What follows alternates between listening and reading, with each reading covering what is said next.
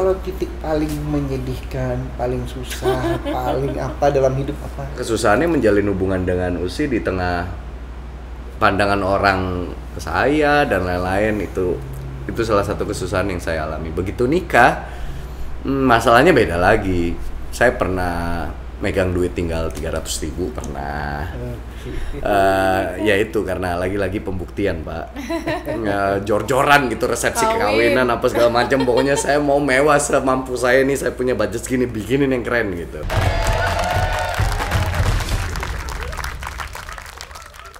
Saya nggak pernah dapat hidup yang susah banget ya, alhamdulillah. Tapi paling nggak saya pernah struggle untuk mendapatkan ini semua gitu. Kalau saya sih itu sih. Kalau Usi sendiri gimana? Ya mungkin tuh karena aku juga bukan keluarga yang tadi aku bilang ya, kita cukup lah. Cuman yang sampai benar-benar kayak ngutang itu sih belum pernah ya. Jadi ya paling yang ngerasain susahnya kayak harus kemana-mana naik bus, naik apa, yang itu tidak pernah dijalanin sama anak-anak aku. Makanya aku selalu bilang sama anak-anak, kalian tuh jangan sampai ngerasain susah kayak mama, kayak papa. Mungkin Andika juga kan pernah naik bus, naik motor gitu mungkin pernah kan. Nah, jadi ya itulah masa-masa susahnya, tapi bukan yang susah banget sih kalau menurut aku ya. Jadi aku belum pernah ngerasain yang susah banget. Cuman ketika Andika tiba-tiba misalnya kayak tadi dia bilang kerjaan lagi enak-enak di-cut. Tapi namanya rumah tangga ya Pak, menurut aku kan nggak ada lagi tuh susahnya suami cuma dia doang yang ngerasain. Pasti kan bareng-bareng. Istri harus merasakan. Jadi alhamdulillah selama nikah belum pernah ngerasain yang nauzubillah min dzalik sih, jangan sampai ada. Kemarin ketika Covid mulai, Andika juga tiba-tiba kerjaan di-cut hampir semuanya, kayaknya artis kan kemarin kerjaan tuh susah. Terus kita juga lagi renovasi rumah, gimana caranya? Jadi dari uang yang ada, uang Andika, uang aku yang ada yang tadinya kita plotin buat jalan-jalan, tabungan ini kita plotin dulu buat beresin rumah. Ya itu yang aku bilang tadi, kita harus saling ngisi sih sebenarnya. Nah kalau Andika, he's more to a good father or good husband? Both. Dua-duanya ya? Dua-duanya sih ya. Kalau menurut aku ya sebagai suami juga, dia suami yang baik, dia juga nggak neko-neko, nggak macem-macem. Kekurangan sedikit-sedikit cuma bisa di cover lah, bisa di handle lah. Sebagai seorang bapak, dia family man banget. Dia juga nggak pernah nongkrong kemana-mana, pulang dari syuting apa, kadang-kadang aku sampai ya Allah nih orang teman-temannya banyak yang bisa ini, tapi dia lebih ke rumah.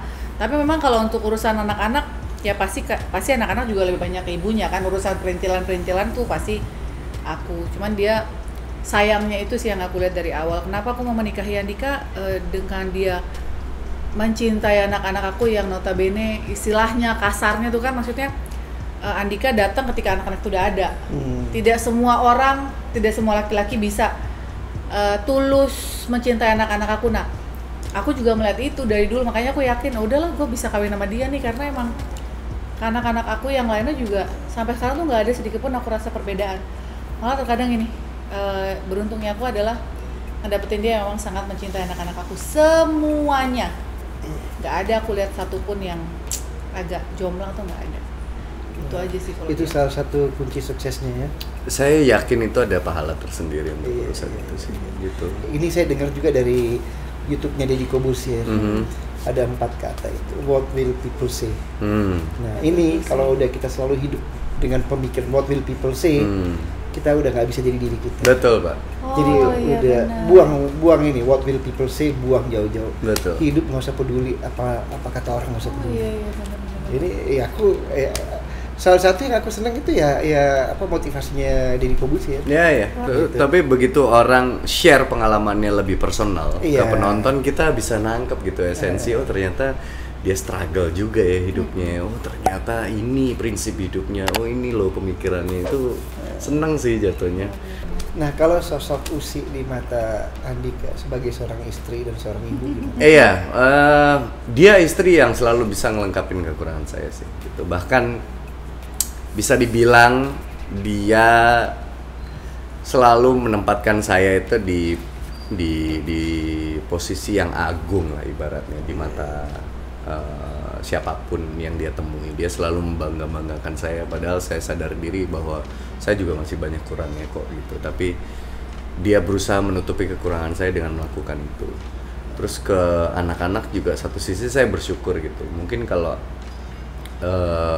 Usi nggak meluangkan banyak waktu untuk anak-anak, kadang-kadang saya iri ketika waktunya dia banyak terbuang untuk anak-anak. Saya kadang menuntut untuk saya butuh loh waktu kamu, saya butuh loh perhatian kamu as a husband gitu.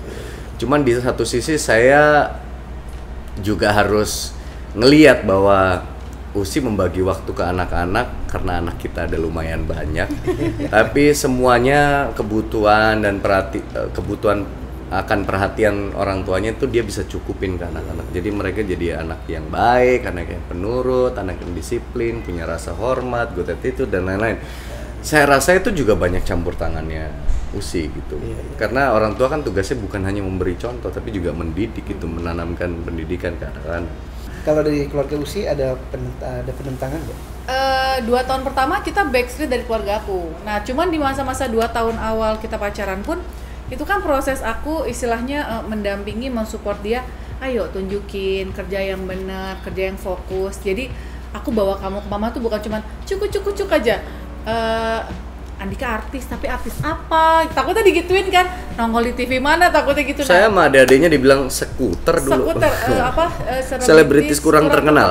Dulu tuh sama adik sepupu aku saking, ya waktu itu kan karena Andika belum seini belum sekarang. ada karir yang jelas lah. Mulainya tuh Teh Meli ya, Butterfly ya Bu ya. Nah mulainya dia dikenal kan gara-gara nyanyi Butterfly itu sama Teh Meli. Jadi pas aku bawa ke mamah pun udah smooth, ke keluarga intiku juga aman. Kalau dulu tantangan dari aku ya sebenarnya dari teman-teman, lingkungan, sama dia nih, selalu mendengarkan orang. Iya, waktu itu aku gitu banget, takut ini, takut itu. Tapi ya kita kan selalu menguatkan. Kita bisa ketemu cuma nangis-nangisan ya Bu ya.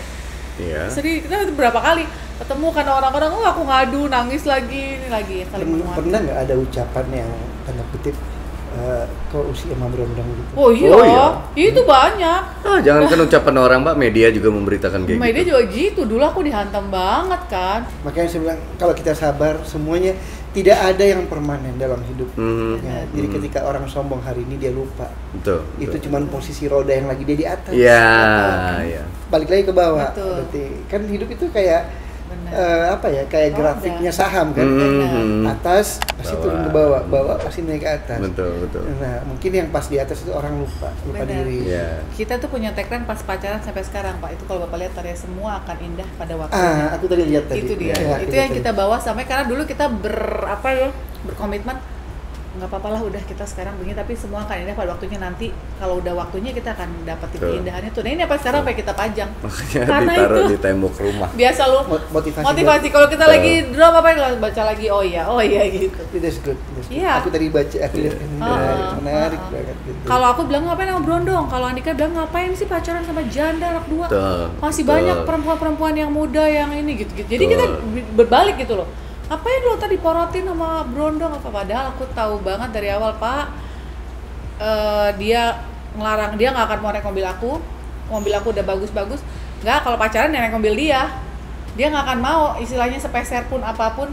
Dan aku juga memperlakukan itu ke dia, aku tidak akan pernah membantu dia karena aku tahu ya pembuktiannya dia bukan orang yang begitu, jadi dia harus ngebuktiinnya dengan cara dia, dan itu alhamdulillah terbukti sampai sekarang. That's good. Warrior ya. Iya Pak, harus Pak. Jadi judulnya hinaan membawa berkah. Bisa. Betul. Hinaan membawa berkah. Bisa. Jadi kadang orang itu membantu kita sebenarnya dengan jadi menghina kita tuh malah thank you kita loh. Begini ya Pak ya. Iya betul. Mungkin kalau nggak gitu mental saya mental tempe. Iya benar. Sebenarnya kunci sukses sebuah kehidupan panjang atau kunci sukses dari suami istri itu bukan melihat dari kelebihan, tetapi kekurangan. Ketika kita bisa menutupi kekurangan, menerima kekurangan, aman seumur hidup. Betul. Itu aku. Ya, ketika orang udah mencari-cari, lu begini, itu akan timbul ketidakpuasan di hati. Jadi itu sangat Cintai mengganggu kekurangan biasanya. pasangan, Iya. baru kelebihan. Saling menutupi kayak tadi Iya. Andika bilang, Iya. aku banyak ditutupin nama Usi waktu awal-awalnya. Andika juga nutupin aku banyak. Jadi Sama emang aku. klop gitu ya, pasangan yang klop Ya gitu. sejauh ini sih. Sejauh ini ya. alhamdulillah. Terus kalau Usi, apa hal yang paling nyebelin dari Andika? Ya sejauh ini sih nggak ada sih yang terlalu gimana. Kalau dia bilang grumpy, ya itu mah udah bawaan ya, gitu kan. Tinggal gimana kita menerimanya aja. Makanya ada pepatah, mencintai itu adalah saling menerima. Betul. Nah, aku ada tambahan, Bapak bilang tadi, dulu dari zaman dulu aku bilang ketika lo mencintai pacar lo, cintai lo kekurangannya. Iya. Dan aku sudah mengawini kekurangannya gitu kan. Kalau ngeliat kelebihannya mulu, ntar mah pas aku tahu ada kekurangannya, aku jadi berkurang cintanya, sayangnya. Dan aku udah tahu itu, Andika pun juga pasti ngelihat itu ke aku. Kekurangan aku juga banyak banget dan dia sudah mencintai itu, makanya nggak mau protes aku sih. Iya. Ya udahlah gitu loh. Udah. Kekurangan yang dia aja udah aku bisa terima, apalagi kelebihannya. Jadi itu aja.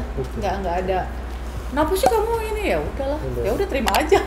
Jadi jauh dari perdebatan lah ya, saling ya smooth lah. Iya, pengennya sih gitu. Pengennya gitu. Walaupun ada beberapa kali perdebatan, tapi endingnya tuh aku selalu tahu ya udahlah, intinya emang menikah itu emang harus menerima. Gitu, apapun itu gitu. Berarti Andika juga sama ya? Iya, kurang lebih sih. Banyak banget kurangnya apa. Ya, kalau dilihat kurangnya mah Bang. Iya. Iya lah, berarti memang kunci sukses itu adalah menerima kekurangan. Betul. Ketika kita sudah bisa menerima kekurangan, Kelebihannya mah tinggal ngikut. Nggak perlu dipertanyakan kalau kelebihannya kan. Betul. Gitu. nah bagi-bagi ini dong, bagi-bagi motivasi buat penonton kita nih. Saya pikir orang makin kesini tuh makin nggak percaya bahwa cinta itu ada gitu ya. Banyak orang berpikir apa sih cinta, apa sih, emang lu makan modal cinta, kayak gitu-gitulah. Udah mulai muncul istilah-istilah yang jadi antitesisnya tentang arti sebuah cinta. Tapi percayalah, cinta itu memang masih ada, dan cinta itu pengaplikasiannya bisa ke banyak hal. Cinta pekerjaan, cinta pasangan, cinta keluarga, dan lain-lain. Jadi pertahankan itu terus tumbuh di hati kalian dalam melakukan segala hal di dunia ini. Selalu tumbuhkan rasa cinta itu di setiap harinya. Mudah-mudahan itu akan membawa energi positif datang ke diri kita masing-masing gitu sih. Kalau aku jauhi kata menyerah gitu. Jadi apapun jangan gampang menyerah, bukan hanya dalam segi pasangan, cinta, semuanya. Jadi nggak boleh menyerah. Nggak boleh menyerah apapun itu, bahkan ke suami sekalipun. Mau apapun yang dilakukan suami, kekurangannya dia, jangan menyerah, jangan gampang menyerah. Kemudian motivasi bisnis apa nih dari apa yang dipelajari? Saya belum merasa menjadi Bisnis entrepreneur yang baik. Kami masih belajar. Iya benar, sama sih. Buktinya kami masih menemui banyak kegagalan, dan kadangkala malah kita terjerumus di masalah yang sama. Kesuksesan itu menunggu kok gitu. Kalau misalkan kita mau sabar dan menunggu sampai di titik itu, ya itu kita perbaikan aja, semua indah pada waktunya gitu. Jadi kita akan terus mencoba kalau di bisnis, Pak. Ya, karena bicara soal berbisnis pasti jatuh bangunnya pengusaha itu banyak. Iya, Pak. Iya. Nggak mungkin ada orang di atas hari ini tanpa kegagalan. Betul. Gitu. Thank you so much loh. Sama-sama, Mas Angga. Makasih. Guys, gini kita sekarang udah di penghujung acara ini. Ayo kita sama-sama doakan. Kita udah tahu nih pasangan Usi sama Andika adalah pasangan yang luar biasa. Mereka bersatu membina keluarga ini dengan banyak rintangan. Mari kita doakan supaya mereka langgeng, sehidup semati. Masing-masing kita doakan supaya rezekinya makin lancar. Amin. Baik itu di bidang keartisannya maupun di dalam bidang bisnisnya. Jadi segala apa yang dikerjakan Andika sama Usi dipermudah juga, dilancarkan segala-galanya. Dan kita sampai ketemu mungkin di kesempatan lain lagi. Betul, Pak. Betul, Iya Pak. kan? Oke guys, jangan lupa klik subscribe, share, like, and comment. Yes. Nah, kita punya satu jargon yang menarik Apa nih. tuh? If they can do, you can do. Artinya Okay. kita mengambil contoh ini, kalau Andika dan Usi bisa Mereka juga sukses, ya kan, bisa melewati segala macam kendala, baik dalam membina rumah tangga maupun bisnis, ya pasti mereka juga bisa. Pasti. Ulang dari Pak, if you can. If they can do, You can do. bye-bye. Bye.